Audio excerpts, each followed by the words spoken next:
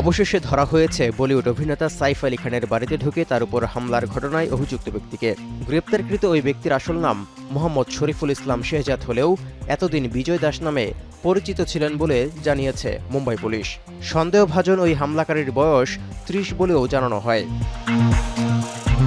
তবে তার বিষয়ে আরও একটি চাঞ্চল্যকর তথ্য দিয়েছে মুম্বাই পুলিশ, আর তা হলো গ্রেপ্তার হওয়া ওই ব্যক্তি একজন বাংলাদেশি নাগরিক বলে ধারণা করা হচ্ছে।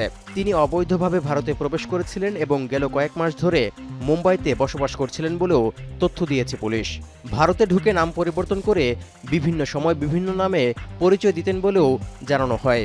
অভিযুক্ত ব্যক্তি প্রায় ৪ মাস ধরে মুম্বাইতে বসবাস করছেন এবং একটি হাউসকিপিং এজেন্সিতে কাজ করতেন বলেও জানা গেছে। ये जो आरोपी है, यह आरोपी बांग्लादेशी ओरिजिन का है, ऐसा हमारा डाउट है। इसीलिए एप्रोप्रिएट इस केस में एप्रोप्रिएट सेक्शंस की वाड़ की गई है और उस हिसाब से आगे का इन्वेस्टिगेशन किया जा रहा है।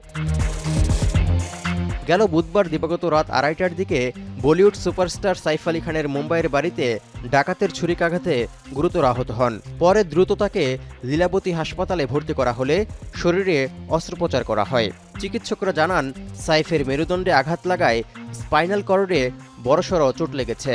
অভিনেতার মেরুদণ্ড থেকে ২.৫ ইঞ্চি লম্বা ছুরির ফলা বের করার পর বর্তমানে বিপদমুক্ত সাইফ।